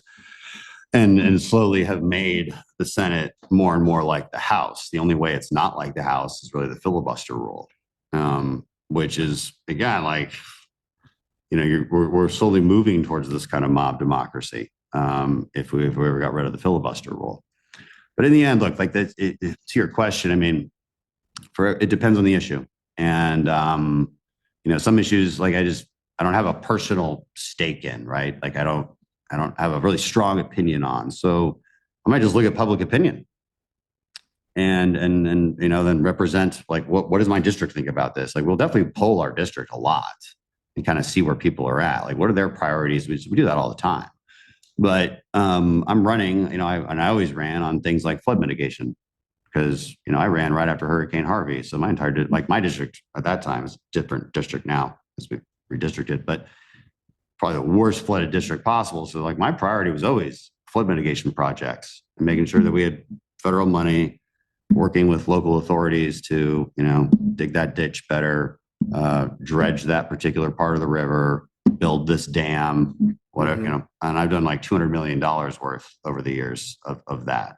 That's something I can like show people, even when I'm in the minority and not in the majority. That feels good. That's why you do this. So that's why you even get into politics, because, there's a policy side to it, right? You can get into policy and you can just focus on one thing, work for a think tank, work for a senator or congressman, work on a particular issue, and be out of the spotlight and not have Sean Ryan lying about you or Tucker Carlson lying about you, attacking you. Like, granted, I'm very unique in that place. Most congressmen don't have that problem, but for some reason I do, for reasons I explained earlier. And that's just the cost, but the benefit is you can actually have an effect. You can actually do things. You can actually do things for the people you represent. And I do feel proud about a lot of the things that we've been able to do. Saving lives and property from flooding, I think, is a pretty good thing to focus on, especially in my district. Who's your favorite founder? Figure, even a figure during that time. Doesn't even have to be one of the signers or. Yeah, it's really hard to pick one. Like, because Washington's kind of an easy answer just because of his leadership and then his humility that he shows when leaving the presidency. But you also have to give a ton of credit to Madison, who was the architect of the Constitution. Sure. Like truly the architect of the Constitution. The biggest, we've attributed, all the Federalist Papers are anonymous, but historians have learned to attribute kind of who wrote which one. And Madison's are I think most preeminent when it comes to like how we should think about our current republic. You can't ignore Jefferson. He did write the Declaration of Independence based on the philosophy of John Locke and this kind of new classical liberalism that had emerged and created the idea of America. The Declaration of Independence is so damn important. And I have it on my wall right there. But I have the edited version. That's what's so cool about this one. It's not the real one. It's a copy. But they have this. We can see the real one in the Library of Congress. You can actually go over and you can ask them to pull it out for me. But it's cool because so Jefferson and Madison and John Adams and Benjamin Franklin helped him edit it, and you can see all these edits on there. And that's the golden frame of the Constitution, right? Like, it states some very important facts about our country. It is truly a founding document, even though it's not technically like a legal document like the Constitution is. It is a founding document because it sets the stage for what our country is supposed to be. And it's mission statement. It's a mission statement. It's a philosophical underpinning, and the Constitution is like a handbook. All right, this is how you're going to do it. The Declaration is the why. Why are we doing this? Because all men are created equal. To be and you will be self-governed, and you have rights that are endowed by your creator, not by kings. Like, that's, I'm obviously not saying word for word, but that's the basic idea. These are extremely important principles. Some moving stuff. And it's also, and of course, like the Declaration and the Constitution were used later by abolitionists as like, look, our founding documents actually are not written to support slavery, and the founders knew this. It's this contradiction because they own slaves, but there's a lot of evidence to show that they were anti-slavery, and they wrote the Declaration was very carefully written because of John Locke's philosophy was always you have certain God-given rights, life, liberty, and property. Why didn't they use property? They instead changed property for pursuit of happiness. They did that on purpose because property, they were worried, would mean people, because people were seen as property still at that time. Very purposeful and careful writing, geniuses that like have saved us from saved our country from so many fools who have tried to ruin it over the years. In general, people like everyone wants to be all pessimistic all the time. Washington's corrupt and this and that and whatever. Yeah. You're still living in the best place in the world and still at the best time. Like you don't want to go anywhere else.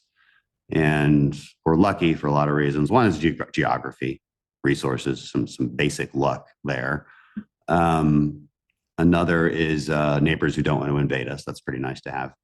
And of course, we got our problems with cartels in Mexico, and it's a big thing that I work on that unfortunately I've been very distracted from because of people, again, lying about me, making up stories about Mexico City. That's a whole other crazy story. It's in a distraction from my actual work. It's very annoying. Anyway, but we're also lucky because of our constitutional framework and how stable it is. We just can't change things too hard. Like we just can't. And like, as much as people think we should, be careful what you wish for, because the shoe will be on the other foot. And that system has been very stable. What's the biggest threat to the republic right now, in your opinion? What you mentioned before, that it kind of the degradation of civic duty that has been highly amplified by social media and people's addiction to narratives instead of critical thinking. What do you feel? That is a huge threat. And then, of course, geopolitically, we talk about China, but sure, I guess that's a real present. Yeah. What do you think the individual? What is their responsibility as far as civic duty, civic virtue, these kinds of concepts? What is it truly a duty, or is it just a nice thing? Is it something parents and schools should be teaching children? Is it something that a man learns on his own, going through the world and figuring it out?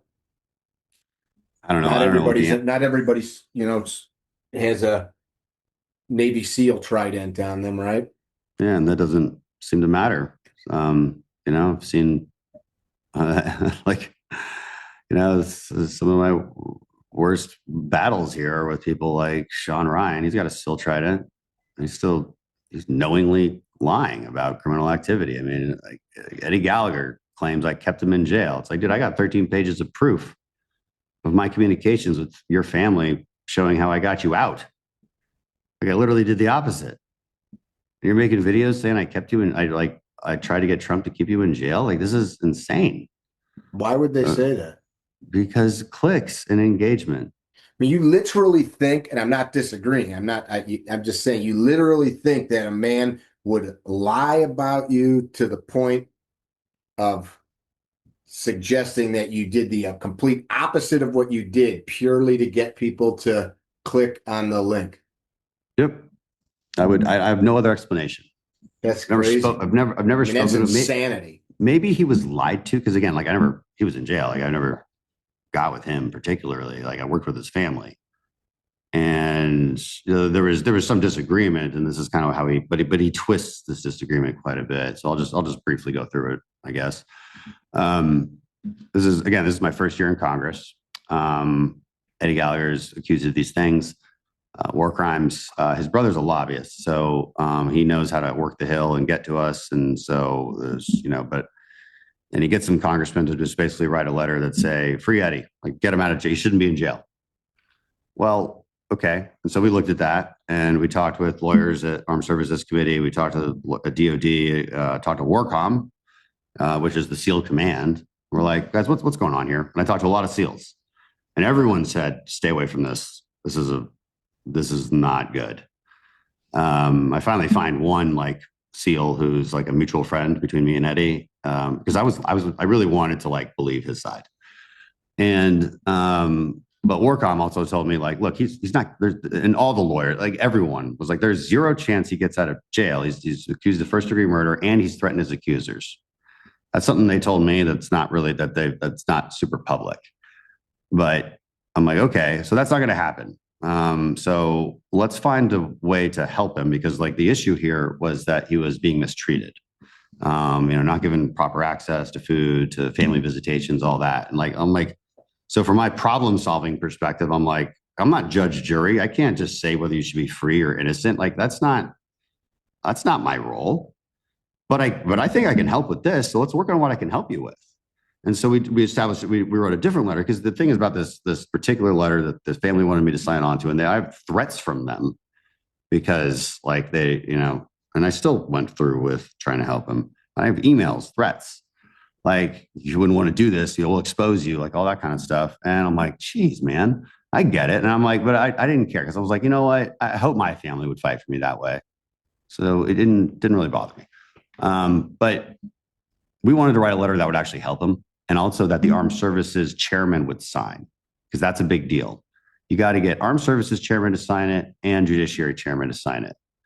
And we did, because our letter was talking about something more reasonable, which was getting him out of this crap space and into something that was more humane while he awaited trial. And I did get the chairman to sign it. That's back then, Chairman Mac Thornberry and Chairman Jim Jordan. So now we had a real like letter that made sense to lawyers and made sense to the DOD that we could actually push for. Then I did this whole media campaign on Fox News about it, wrote an op-ed about it. And 2 weeks later, Trump did exactly what we asked him to do. So I'm like, all we did is help him. And I don't know what he believes, again, he makes videos about me every time there's like, I'm kind of trending like with Sean Ryan or David Goggins. I never make a video about him. I never respond. That's just one of those, it's just one of those I just don't feel is necessary. But I do have to get the truth out. I know Sean's going to ask about it on the interview. So I'm excited to just give him the 13 pages of proof. If you look up on Wikipedia, like right now about this case, it's just like, it's just Dan Crenshaw is one of his biggest advocates getting him out. Like, that's like, I'm like, I don't know where this narrative, and he's just spitting this narrative. Like, does he know he's lying? Does he care he's lying? I know some other things about him that I lead me to believe he's just not, I don't think he's a good faith actor. And I do think it's about attention. And it's about this kind of victimhood status, because, the other sad thing about our country, and I think you would agree with this, as we've learned, is like victimhood pays. Victimhood pays a lot, right? Sean's trying to do that right now. The big, powerful government trying to silence me. I'm like, bro, I'm offering to go on your podcast live, and you speak to millions of people. Like, you're not silenced. Just give this up. You don't believe that. Stop it. You're not a victim. Stop it. Like, it's just a lot. Any organization, this huge explosion of social media, the fact that you and I are having a virtual conversation through the internet and can just broadcast it without anybody censoring it. Of course, if we started talking about certain things, YouTube or wherever it was posted would put their censorship bots, but it's pretty amazing that we can do that.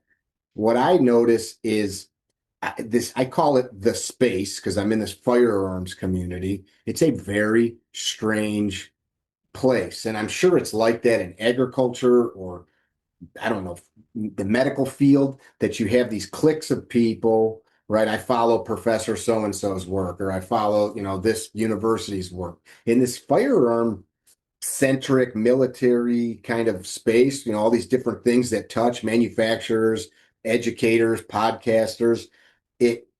There is some amazing people. I only know you through the internet, right? There's amazing people, and there are some folks that are batshit crazy that I've met in person, and I listen to them and I go, man, what you're saying is like, that like we could go grab like 10 books that prove it's not true. It could be anything. I see people share stuff about medical stuff. I've got a handful of doctor buddies. I'll forward it to them. What say you on this? And they're like, that's unequivocally false. That's just bullshit that this person's putting on their One guy's huge, like 5 New York Times best-selling medical books, and he writes stuff about medicine saying, do this, don't do that. And they're like, that is totally, not true. And of course, the medical field doesn't always get it right. So that's not a solid argument. But it's disgusting to me, the amount of misinformation. I know you've got a busy schedule. We covered way more topics than I thought we'd have time to. I usually ask Congressman, somebody that's on the show, this simple question. The people that listen and viewed, if they never see you in person, never get to meet you, if they never hear your voice again, what would you leave them with? Well, I leave them with this. I do this job for a reason. And the reason is to have a positive impact on my constituents in the country and push our country into a more conservative framework. And I do it every day. My voting record shows that. My history of what I've prioritized shows that. And, I know there's a lot of things said about me, and I can debunk every single one of them. But I won't let it distract me. The work will still continue, and we've got a lot of work left to do, especially this year. Well, we still have the majority and hopefully keep it. So I think I would leave them with that. And maybe this too. I'm a human being. People are like, well, why'd you react? Why'd you defend yourself so hard? Why'd you react this way? Because I'm human. And I do defend myself pretty hard. I've been a SEAL a lot longer than I've been a congressman. All right. So that's my actual personality. Some people want you to be they say they don't want a politician, but it's like they do. And I'm not. I'll fight back, and maybe I regret how hard I fought back. Sometimes I can, look back on some things and I wish I just left that one alone. But, I've got to fight for my reputation, and I have a daughter who's going to grow up and read this stuff, and I'm going to have to do that, but I'm not going to let it get in the way of the good work that we need to do for the people that we broadly agree on. And it would be nice if the conservative movement on the right could stop the infighting and, just for click chasing and focus more on what we agree on, which is pretty much everything, and move forward with that. It would be a lot more productive. What can an individual do to do their part in that? That seems to be the challenge. It's easy to say we got to stop fighting. So then what does the individual do? You know what? A lot of people just are happy to, I can't tell everybody what to do. If you want to be involved, come into politics with a sense of humility. I tell kids, like I speak to a lot of high schools, and I actually have a civics course that's on Peterson Academy. And I come into politics with a sense of humility, especially as a young person. Allow yourself to gain some experiences before. I hope you choose the conservative side, but jumping. What we've seen with young people, especially, is they're like jumping into the red or blue jersey really quickly, and then they start asking, okay, wait, what do we believe? What's the chants and slogans we're supposed to say? And then it gets amplified on social media, and it just becomes this like very toxic national discourse that's like where if you try to pierce through with some basic truths, you're chastised for it. So what can you do? Just learn and be patient, be humble, question narratives that are popular in the comment section, and to be informed, get involved, but be informed. And, people say, well, I do my own research. And I'm like, oh man, it's not about doing your own research. It's about doing good research. There's a difference. There's an interesting point I want to make on that. We have shunned mass media now, especially that we've got this access to this beautiful internet.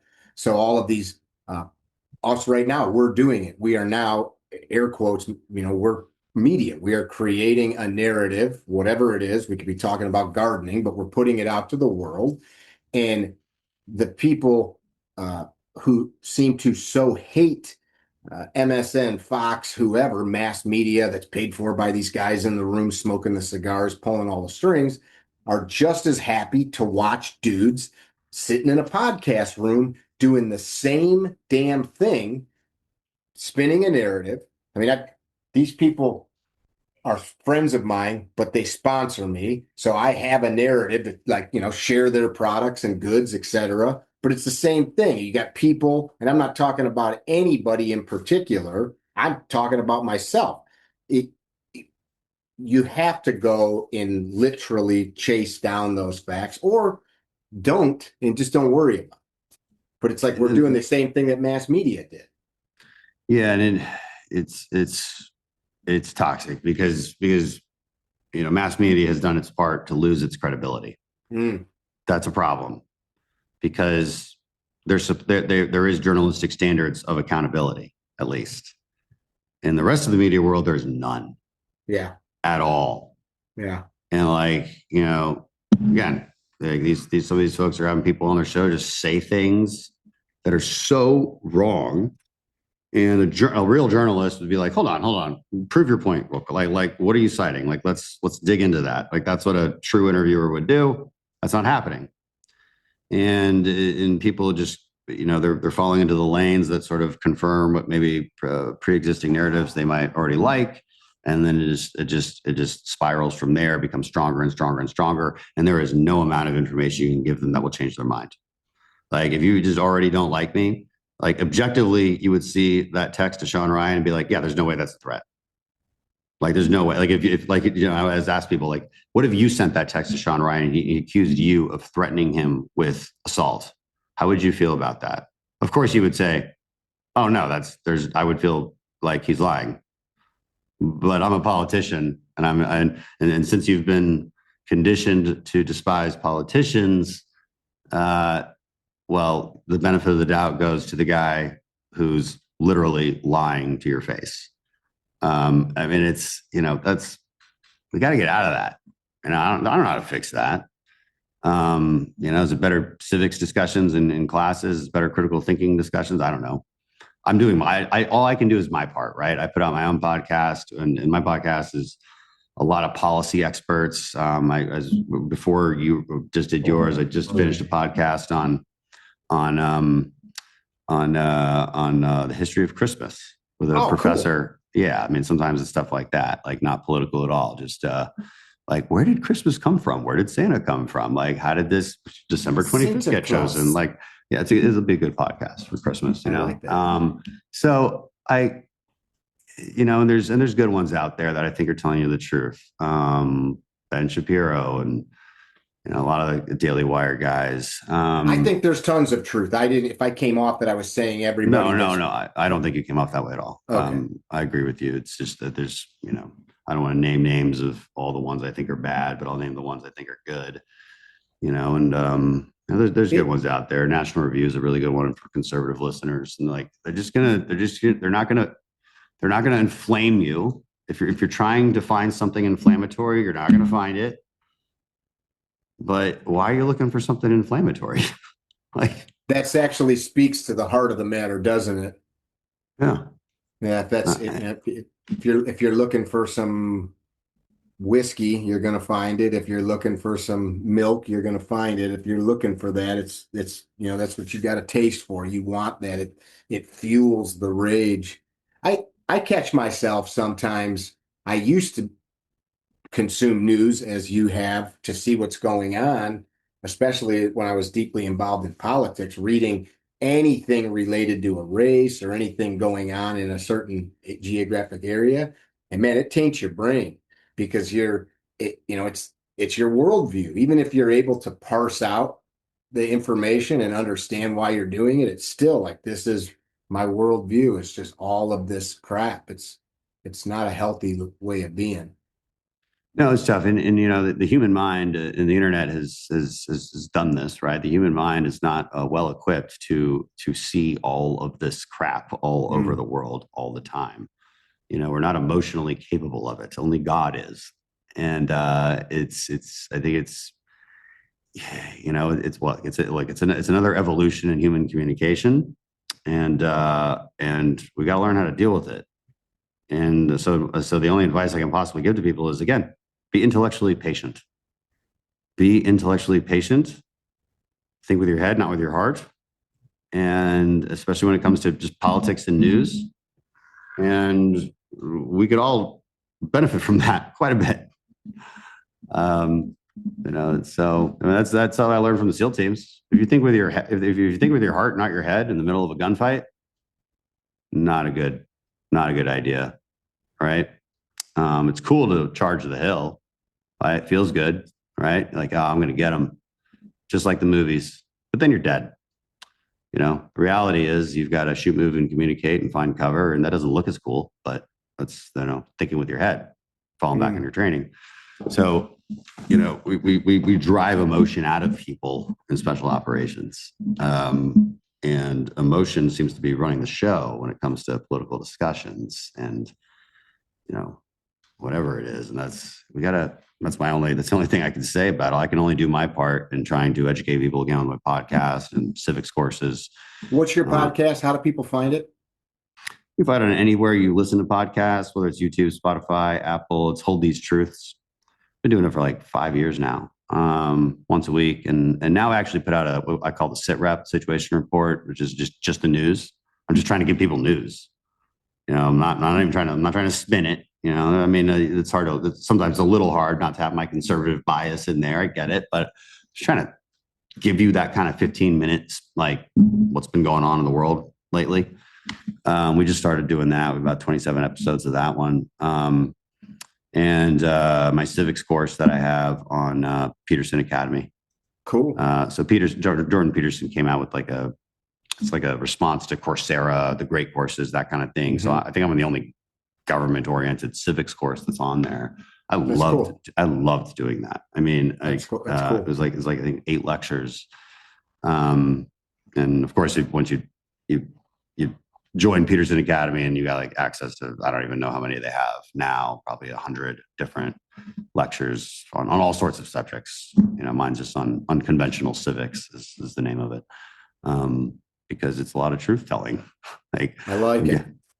Yeah. So there's a little theory in there, like you would normally hear from a political science professor, but I'm also a practitioner. So it's both. And one thing you'll get from me is no one can accuse me of being inauthentic. I don't think I've been accused of that. But you're going to get the real me, and that's the best compliment I get from my buddies, because my real friends, and I still very close touch with SEAL teams, because they're my friends that I can trust. And they always tell me, like, well, you're still the same asshole. You haven't changed at all. And that's a good compliment. And they're a good sounding board for me too, if I'm going the wrong direction. And so I keep those relationships very close. Yeah, I have those kinds of friends in life. Sir, I really appreciate you. You took a couple hours of your busy day to talk with us. Parting words from you, and then I will just sign off. Well, I kind of already did that, but I guess my parting words is no problem. I mean, we're done for the week. Every other member has flown home by this point. But I actually have to go turn in my paperwork to the police department here in DC to finally get my concealed carry license. So that's what I'm on my way to go do. So wait a second. So 7 years. Yeah, it's such a hassle that I just never had time. And honestly, things have gotten pretty dangerous. Just for us. And, I'm not a guy who's afraid generally. Like, I do the cartel stuff. I'm like the only member who even prioritizes it. Been to Mexico 4 times. I was like, okay. I'm like always trying to get members to go. And they're like, well, we have security, right? And I'm like, nah, not really. I mean, it's fine. It's Mexico City. Now, when I grew up in Latin America, it's not that crazy to me. But they're like, I'm like, I'm like, so I haven't felt the need for it. But things have changed. There's a lot of stuff going on, if you haven't noticed. And DC was kind of going downhill. Trump has fixed that a lot with the National Guard. But yeah, there was some, I think, my daughter, I have a daughter now, I'm a lot more risk averse having a 2-year-old. than I may have been in the past.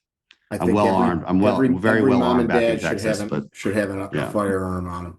Yeah, it's just a very annoying process in DC. So we just finally did it, and I'm going to turn. Well, let's get rid of that. Let's get that reciprocity passed, Congressman. We just need we need a strong majority in the House and a very strong majority in the Senate. We can do it. So you know what? People go out and vote. If you're in Arizona, Georgia, Michigan, Wisconsin, and Pennsylvania, get out and vote in primaries. Mm-hmm. Vote for the candidate who is most conservative that can also win, not just the one who's telling you everything you want to hear. The easiest thing to do, like, don't be easy to lie to. It is so easy for politicians to tell their base exactly what they want to hear. It's so easy. And I know from experience, like if you don't exactly tell them what they want to hear, like they could get mad at you. They'll turn on you. And in states like this that are swing states, we're just going to keep losing if you don't participate in primaries. You know, my participation rate is average in primaries in my district, 14%. Wow, yeah, pretty abysmal, but pretty normal. Yeah, it's actually pretty normal, and it's people got to be involved and care about and see through the BS. Please, see through the BS. If they're just saying things that are so obviously written by consultants, and I guess like for me, it's so easy to spot. I'm like, oh my God, like this guy is just trained by a consultant. There's no authenticity to this at all. He's just getting up there. He's lying. He's saying whatever he thinks he'll get a raise out of it. Like it's so obvious to me. And I always am trying to train people like this is what to look for. If it sounds like a sound bite, it's because it is. And they don't know a whole lot beyond that. Yeah. You got to be on the lookout for that. And we can win. And then we can pass reciprocity or constitutional carry, or we can pass a lot more things.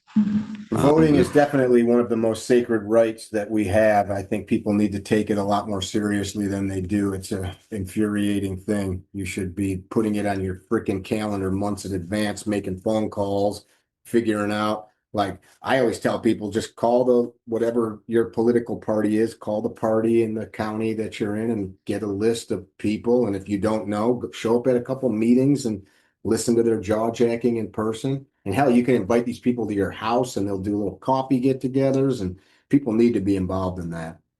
You need to go. The forums are out there. You can. It's easy. Why are elections so expensive? Well, because I have to spend so much money trying to put information in front of you. Because you could just find it out for yourself. They shouldn't be that expensive. We shouldn't have to raise a bunch of money, but we do. That's the key. You could find it out for yourself. That's the funny part about it.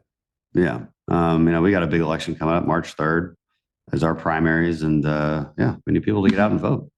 Do it. I mean, the guy running against me is.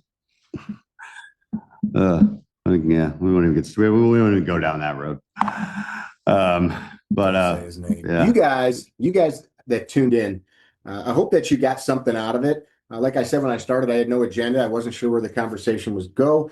I think the congressman was pretty open to chat about a lot of topics. There's a lot of stuff that I didn't get into in my notes, but we're 2 hours in, and he's got places to be. And I'm actually supposed to be at the woman's cookie baking for the family today. I'm taking the ladies down to my aunt's for the woman's cookie baking. So I got an hour drive ahead of me. But I really, truly appreciate you taking the time, sir. It meant a lot. Hey, thanks, Mickey. Really appreciate you having me on. You guys, if you dug the podcast, let's see in the comments what you were interested in, and we will talk to you on the other side. Walk the higher line. Visit our website, carrytrainer.com, for information about classes held throughout the U.S., Carry Trainer apparel, and upcoming projects. You can also email us at training@carrytrainer.com for information about setting up your own private course or speaking engagement. Training@carrytrainer.com or carrytrainer.com.